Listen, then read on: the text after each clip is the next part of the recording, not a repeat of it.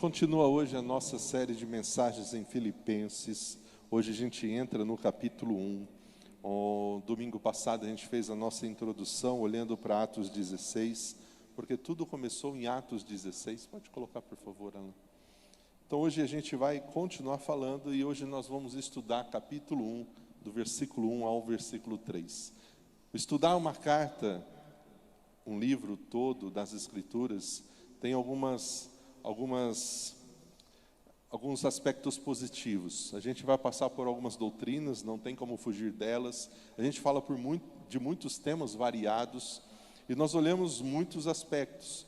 E principalmente nessa carta de Filipenses, quando nós vemos Paulo falando de um tema que é destaque no livro, que é o tema da alegria, do contentamento, do regozijo. Então nós precisamos lembrar de algumas coisas sobre essa carta. Primeiro, a ideia de alegria ocorre mais de 16 vezes na carta de Paulo aos Filipenses. Mais de 16 vezes o apóstolo Paulo incentiva aqueles irmãos a viverem em alegria, em alegrarem-se no Senhor.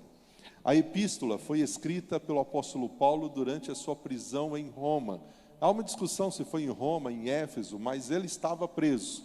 Foi durante a sua prisão que ele escreveu.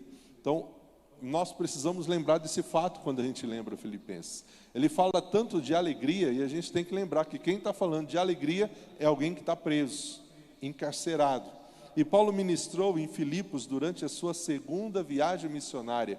E esse é o mapa da segunda viagem missionária de Paulo, todas as cidades por onde ele passou, estabelecendo igrejas, e uma delas foi Filipos, e foi aí que começou então o trabalho. E conhecer mais Filipos é ler Atos capítulo 16, que a gente fez domingo passado.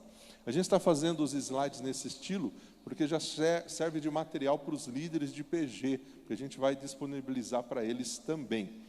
O texto diz o seguinte, se você olhar na sua Bíblia e há Filipenses 1, somente o versículo 1, 2 e 3 a gente vai estudar hoje, diz o seguinte: Paulo e Timóteo, escravos de Cristo Jesus, nós escrevemos a todo o povo em Cristo Jesus que está em Filipos, incluindo os bispos e os diáconos, que Deus, o nosso Pai, o Senhor Jesus Cristo, lhes dê graça e paz. Eu trouxe duas versões, a outra versão diz: a graça e a paz a vocês da parte de Deus, o nosso Pai e de nosso Senhor Jesus Cristo.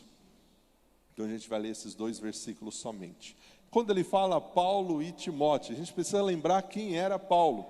Paulo, ele nasceu em Tarso, antes conhecido como Saulo, foi criado em Jerusalém, se tornou um fariseu, sob a tutela de um homem chamado Gamaliel.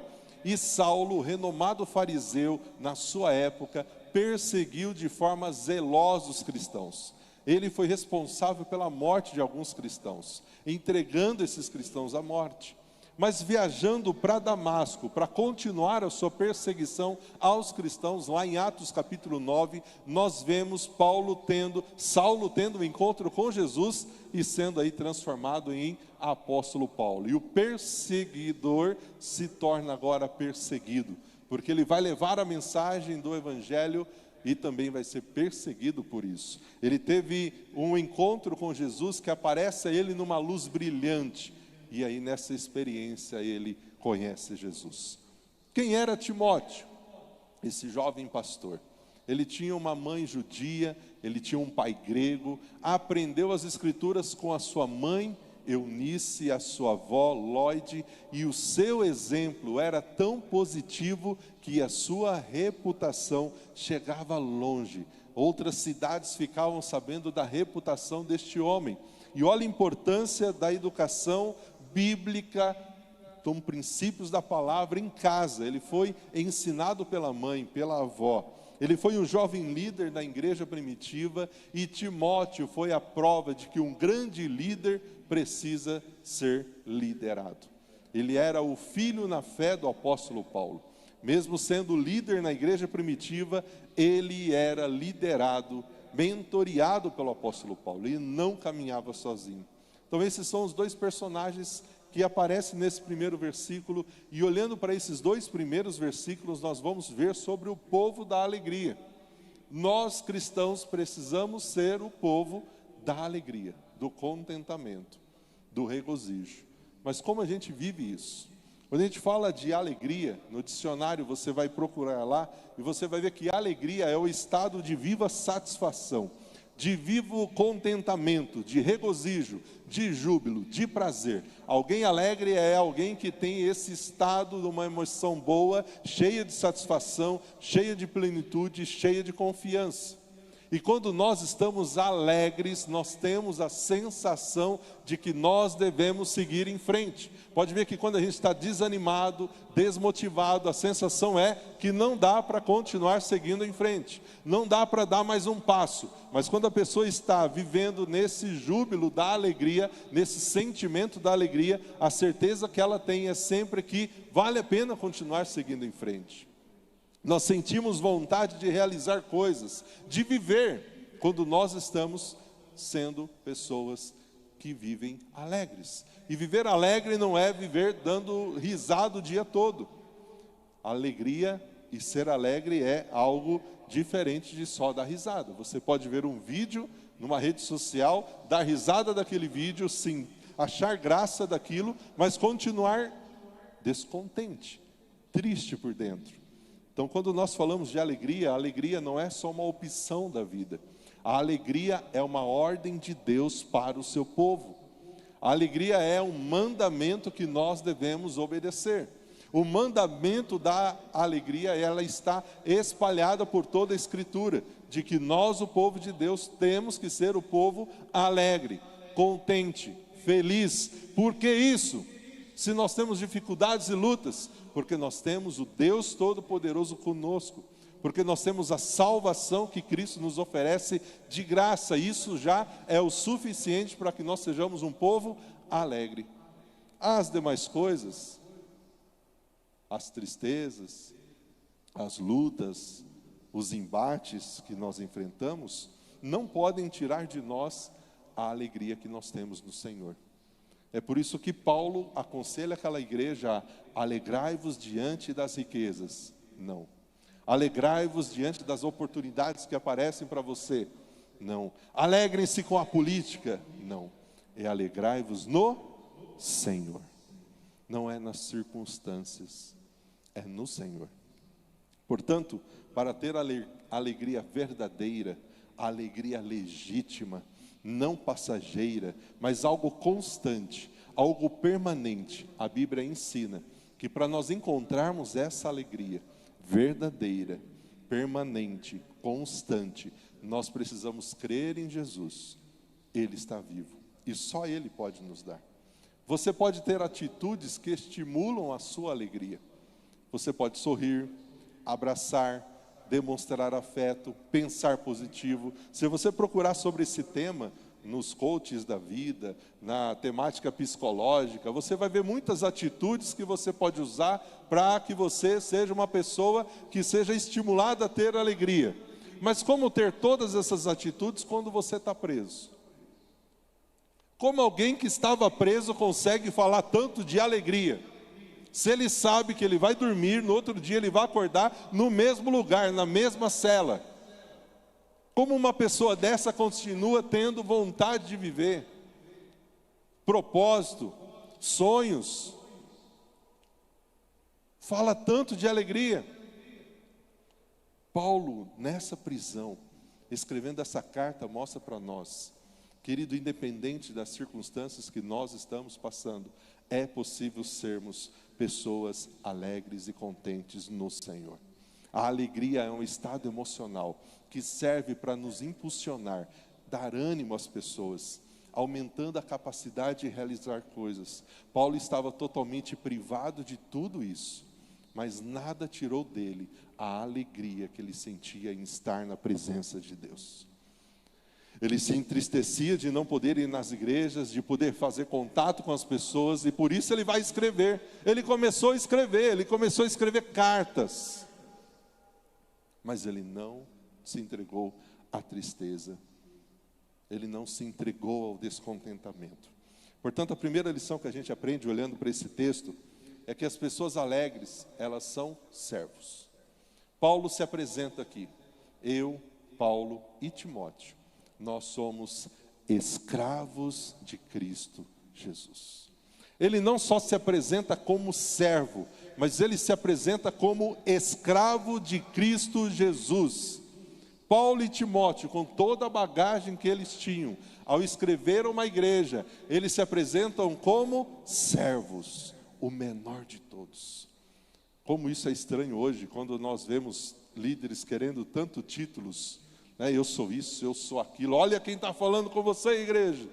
Paulo e Timóteo diz, nós somos servos, escravos. E essa palavra servos, no Novo Testamento, doulos, significa literalmente escravos. E sabe o que isso significava? Nós pertencemos a uma outra pessoa.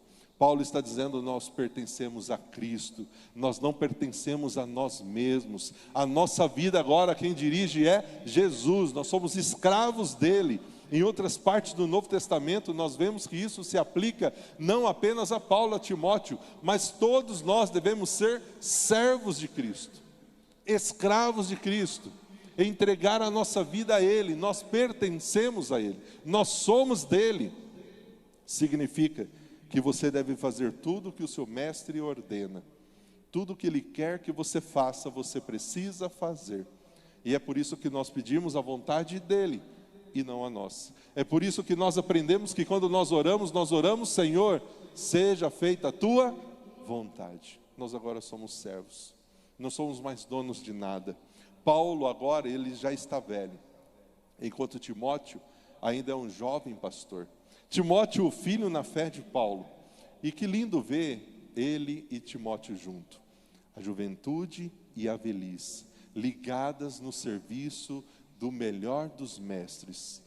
Paulo e Timóteo, eles caminhavam juntos. E tanto a experiência de um, como o começo da caminhada de outro, fazia com que eles se completassem. Eles não se isolavam um do outro, porque um era mais velho e o outro era mais novo. Eles estavam ligados, ambos amavam, ambos serviam o seu mestre. E Timóteo se tornou auxiliar de Paulo durante todo o resto da vida do apóstolo, porque ele entendeu que ele poderia aprender com o apóstolo Paulo. E como a gente aprende quando a gente caminha com pessoas, quando a gente serve junto com outras pessoas. E igreja é isso, é nós estarmos juntos para servir uns aos outros. Não é para sermos servidos. É muito bom ser servido, quem não gosta de ser servido? Mas querido, entenda que você foi salvo para servir. Você foi resgatado das trevas, foi trazido para a luz de Cristo, para hoje servir, para ser servo de Cristo. Jesus nos ensinou isso. Entre vocês vai ser diferente. Quem quiser ser o líder entre vocês, seja o quê? Servo. Quem quiser ser o primeiro entre vocês, se torne escravo, servo.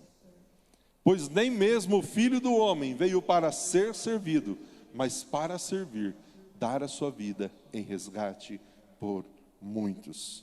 Então o próprio Jesus vivia isso, e Paulo viveu isso, Timóteo viveu isso, e nós precisamos viver isso. É por isso que Deus derrama sobre nós os seus dons, os seus talentos, para que a gente sirva. E não tem coisa mais impactante, abençoadora, edificante do que usar a nossa vida ao serviço do Senhor. Permitir que Deus nos use para abençoar outras pessoas. Paulo, ele não se via como dono do seu próprio destino, dono do seu próprio tempo, dono do seu próprio corpo. Nós já vimos isso em Atos. Ele, por saber que Deus é quem mandava, quando o Espírito Santo impediu ele de ir para a Ásia, ele foi para a Europa, ele obedeceu. E aqui, ao se apresentar como servo, ele mais uma vez mostra isso para nós. Portanto, se você é cristão, significa que você foi comprado por Jesus.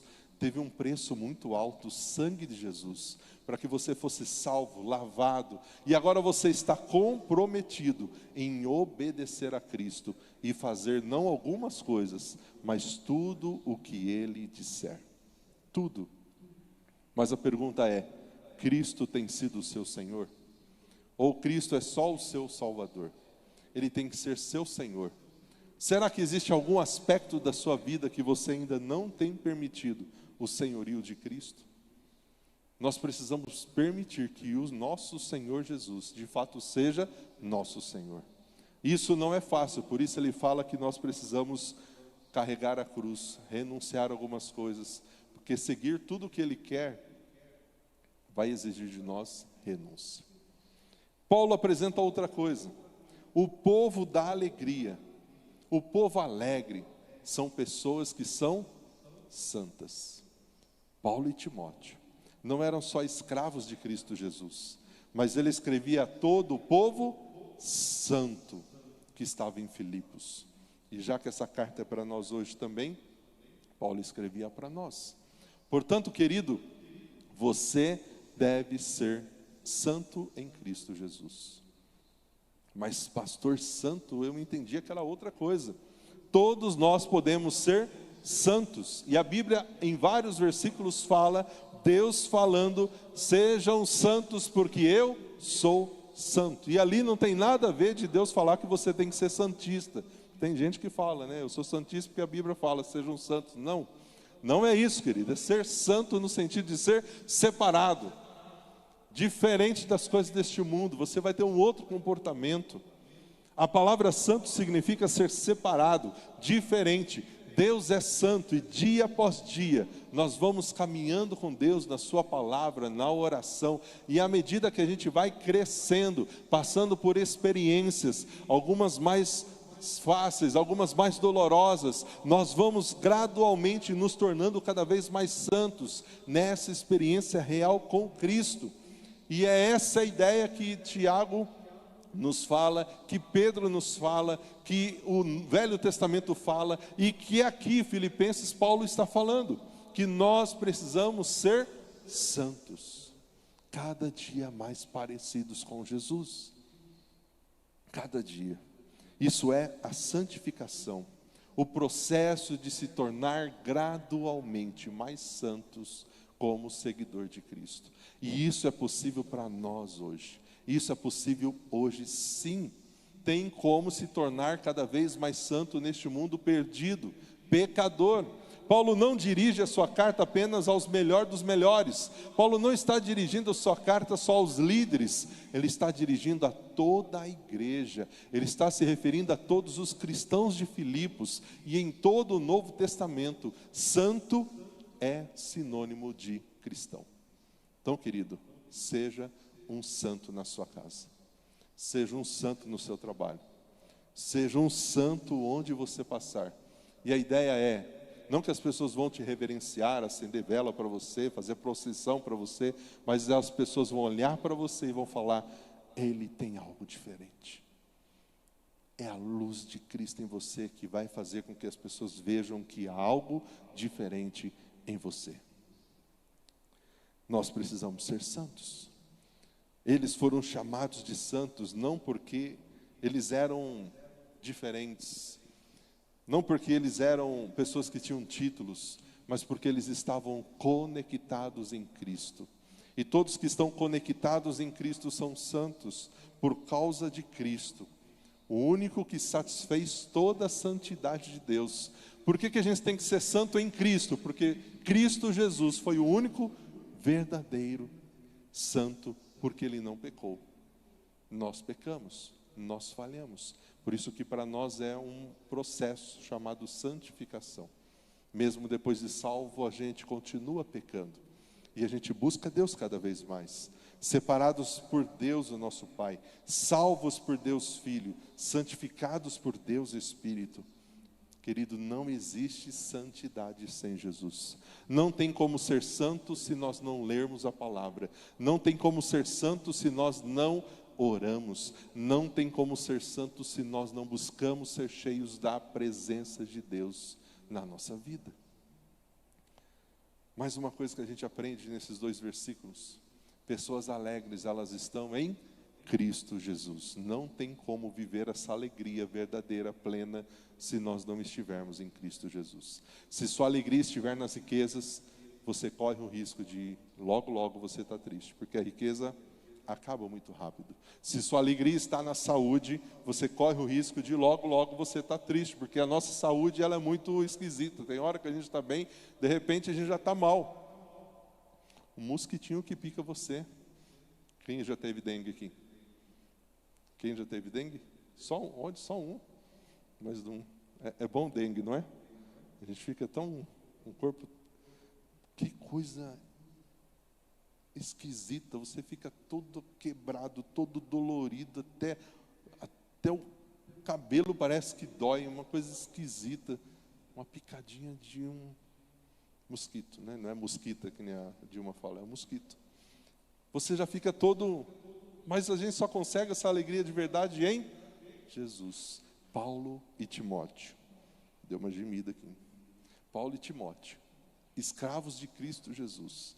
Nós escrevemos ao povo santo, e esse povo santo, eles estão em Cristo Jesus.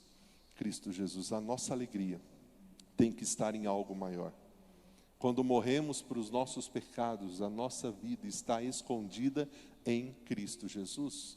Nós somos reconciliados com Deus, permanecemos diante dele santos e irrepreensíveis. Antes nós estávamos no mundo, tentávamos preencher esse vazio da paz que existia em nós com tantas coisas, buscávamos alegria em tantas coisas, em tantos lugares, mas a gente não encontrou a alegria verdadeira. Era uma alegria passageira. Quando a gente chegava em casa, a gente via que a gente continuava triste, vazio, faltava algo. Mas quando nós encontramos Jesus, nós encontramos a paz verdadeira, a alegria verdadeira. Está em Jesus, estar em Cristo é o único alicerce sobre qual uma vida pode ser santa, pode ser dedicada e pode experimentar a verdadeira alegria. Deus, ele já não vê em nós as imperfeições, ele vê em nós a justiça do seu próprio Filho. Quando ele olha para nós, ele não só nos olha como pecadores perdoados, ele olha para nós e vê nós como filhos, que vão estar com ele no céu por toda a eternidade. Sua vida do pecado, ela foi cancelada. O nosso relacionamento com Deus que estava quebrado, ele foi restaurado. A nossa eternidade está garantida.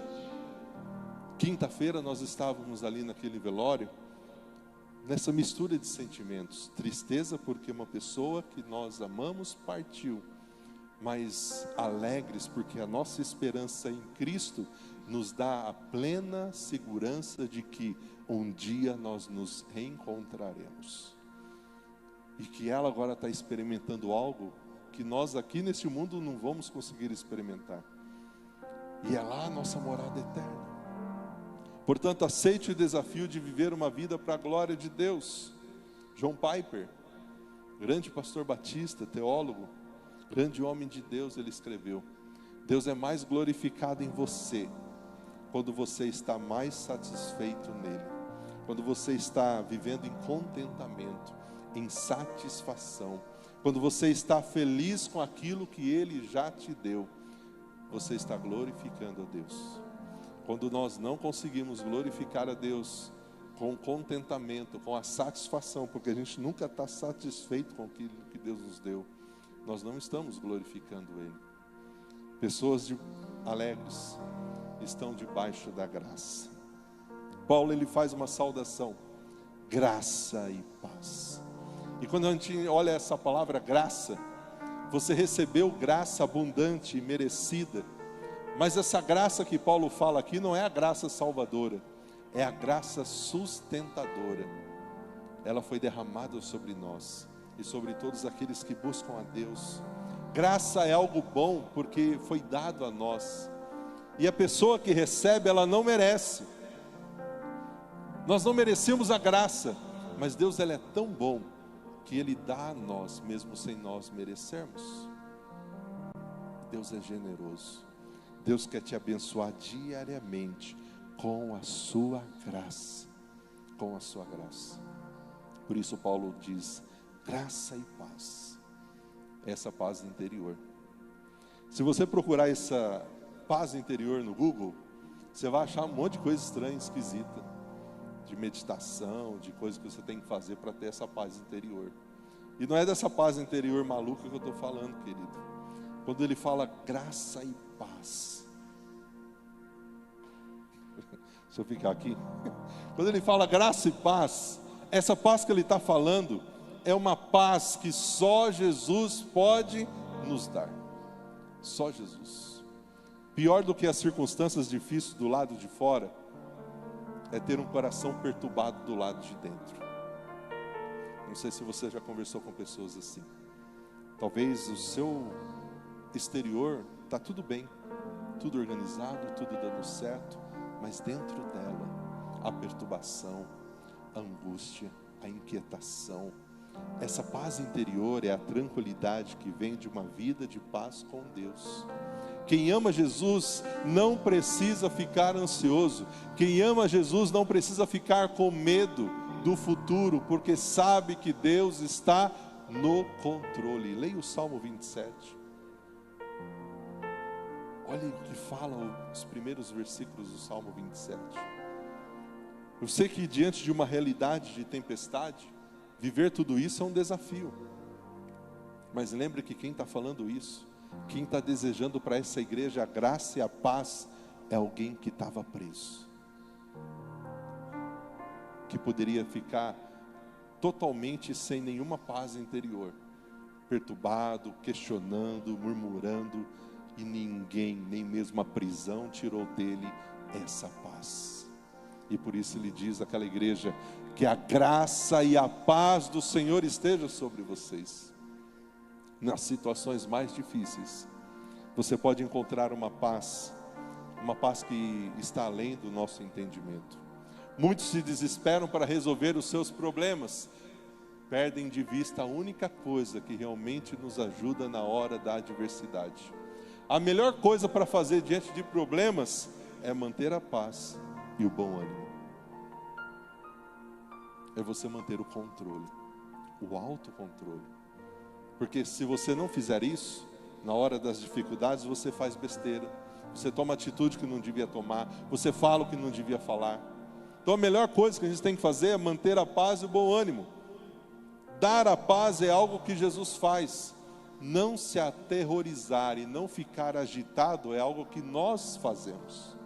Jesus promete nos dar a paz, mas viver de forma calma, não viver com medo e não viver agitado, é nós que precisamos fazer isso. Ele vai dar a paz, mas você tem o seu papel. Como ele dá a paz para alguém que está agitado, que não consegue manter a calma?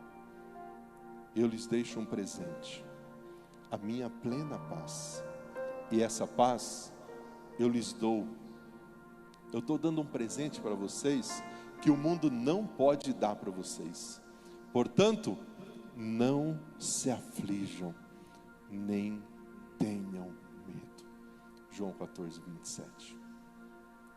Olha o que diz Isaías 26, 3. Tu guardarás em perfeita paz todos que confiam em ti, aqueles cujos propósitos estão firmes em ti. Que você tenha essa paz interior que só Jesus pode te dar, e que guarda você, que mantém você firme. Ser conservado em paz significa não se desgastar interiormente. Justamente nos dias em que tudo que nós ouvimos hoje é angústia, estresse, depressão, síndrome do pânico, encontrar um meio de conservar a paz é a coisa mais valiosa. E esse meio está disponível para todos, é o meio divino, é crer em Jesus. Deus é um lugar de abrigo e de refúgio para os seus filhos. Ter paz com Deus significa ter sido reconciliado com Jesus. O homem não merecia ter paz com Deus. Ter paz com Deus é saber que Deus nos ama e Ele quer nos perto dEle. Vamos ficar de pé. Esses são os 2 primeiros versículos de Filipenses. Continue lendo Filipenses, e a gente vai continuar aprendendo sobre isso. Por isso, neste momento, nós vamos cantar aquilo que nós cremos, que Deus fez em Filipenses, mas continua fazendo aqui em nós. e através de nós. Louvemos ao Senhor.